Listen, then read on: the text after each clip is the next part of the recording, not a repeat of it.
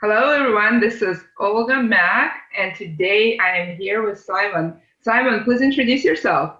Olga, it's wonderful to be speaking with you today. My name is Simon Zinger, and I currently work as the Group General Counsel for a company called Bensu Aegis Network, and I'm based in London at the moment. Tell me a little bit about yourself, your journey to this General Counsel position and the company. Thanks, Olga. So I work for a company which is essentially focused on advertising and media services. It's part of a larger company called Bensu Group, which is based and listed on the Tokyo Stock Exchange. And I've been with the company since 2003, if you can believe. I actually started with the company in France. I was living in France at the time. I then moved to London, I moved to the US, and I moved back to London about 10 years ago. So I've been in London now for the past 10 years. And I work as the GC. I oversee our legal department, our compliance department, and our global team around the world. So many changes, so many jobs. And then I think the most interesting part, which is actually, I was not going to ask you, but I will ask you, is about being on a job since 2003. That's a long time. So how did that happen? I'll tell you, Olga, I know it sounds unusual. It even sounds unusual to me. But it's because I suppose things have always changed over the years. It's been very dynamic. It's been very fluid. It's been very interesting. The company has gone through many growth cycles. And there have always been opportunities for me as a lawyer, but also as a partner to my colleagues on the business teams, on the finance teams, on the commercial teams, to help them grow the business. So I think it's been very dynamic. It's been very exciting, and that's what's kept me with the company for that amount of time. Yeah, very interesting. I talked to a lot of general counsel, and I've been one before, and I find and in-house lawyers, those that stay at a job more than 3 years, usually they'll make a comment like yours, which is, it hasn't been the same job. My job has changed every 2 or 3 or 5 years, and it kept being exciting, and I've been learning, and I've had an impact. And so that seems to be a key. That's why I really kind of wanted to confirm your answer, because I've been observing the trend of not having the same job, even though you still have this one employer. For many in-house lawyers. You and I have talked a little bit on LinkedIn, and you recently started what's known as General Counsel Oath. I find this whole concept fascinating. So what is it? Yeah, so Olga, so let me back up a little bit to give you a perspective of what I've been doing with my team. We've been focused a lot in recent years on personal behaviors. So, how does one behave? What are the skills and the behaviors one should have as a lawyer, as an in-house lawyer? And I don't mean the technical skills. I mean more about how do you communicate with people, how do you treat people, how do you respect people? So very much focused on yourself as a human being, as opposed to a lawyer. And I think people have been very motivated and have very much enjoyed that kind of a behavior model. We then took it to the next step, I'd say about 2 years ago. We initiated quite a significant program around pro bono work. So service to the community, service to charities, organizations, nonprofits. And we've done quite a bit around pro bono and encouraging the team, and I think motivating the team to do a lot of community service type of work. And it's almost a foundation, I would say, which led me then to the oath, to the General Counsel Oath, because in the oath I combine elements around leadership and GC leadership, about behavior of the GC and the kind of role model the GC should be with the team. I combine elements of social justice and social impact and pro bono, and encouraging the legal team and compliance team to work in the community. But I took it a step further as I'm watching this crisis unfolding around us in the United States since the incidents with George Floyd and Breonna Taylor, and a number of those issues that I think a lot of companies are struggling with around diversity, equity, inclusion, racism, and the kinds of things companies are looking to do. And I thought that I could use the oath to combine the behavior aspects, the community aspects, but also address issues of racism, discrimination, equality, diversity in this oath as well. Essentially putting it into one place, handing it to the General Counsel, and asking the General Counsel to then take action, based on those commitments. And I would say the other thing I'm looking to do, which I'm not sure is done very effectively anywhere, is I want to bring together the collective power of General Counsel.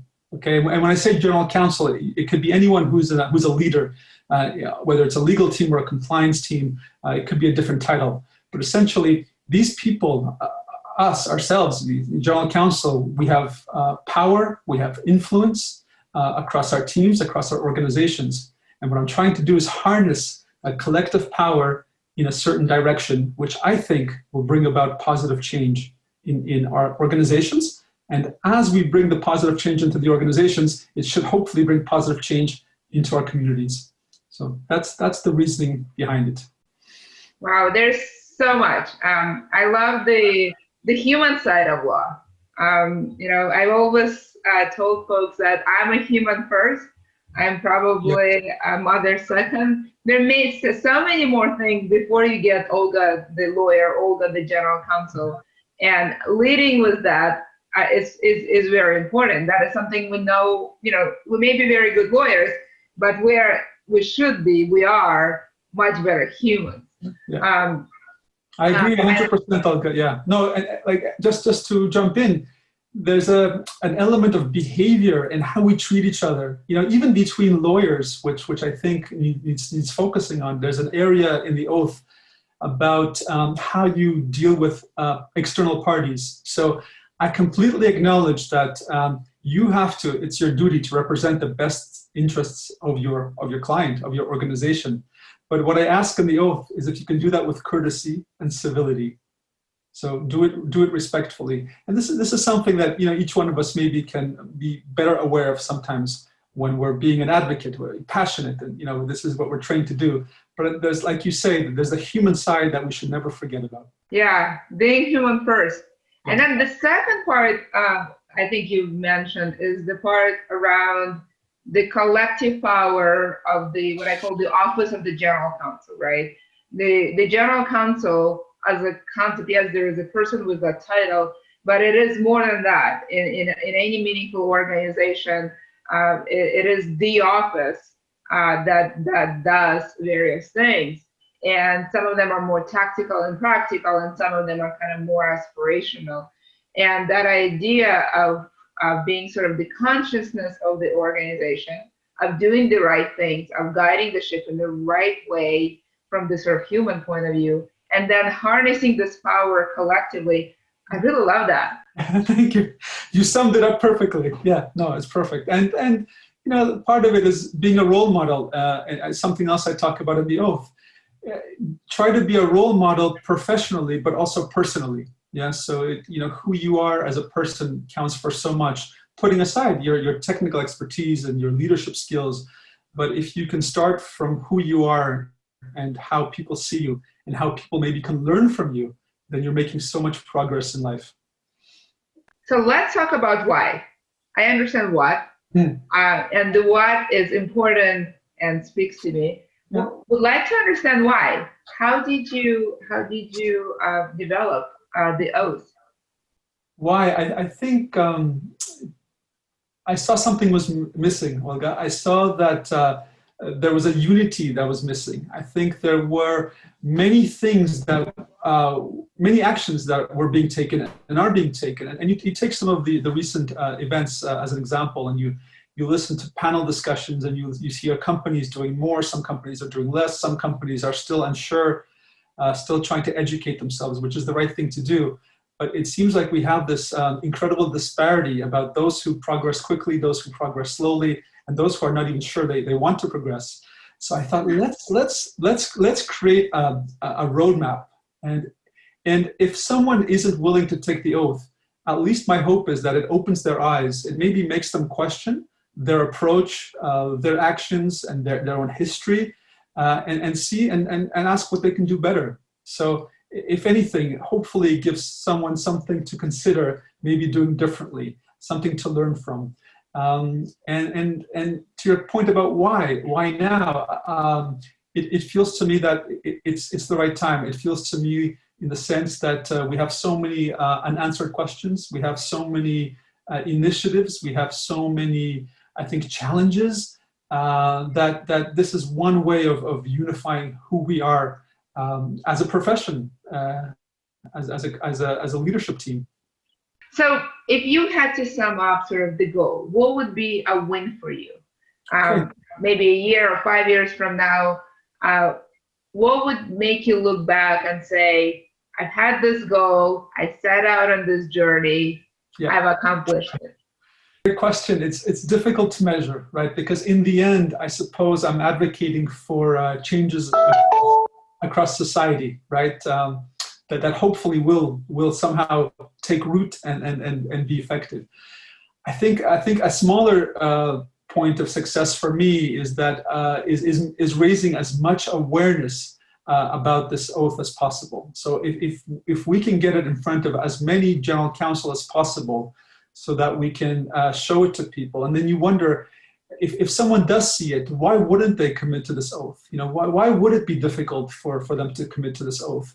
And that's my hope, that the person who does see it commits to it, and as a result of committing it, they're changing their team dynamic, they're changing their organizational dynamic, and then having that impact on society as the consequence of those kinds of actions.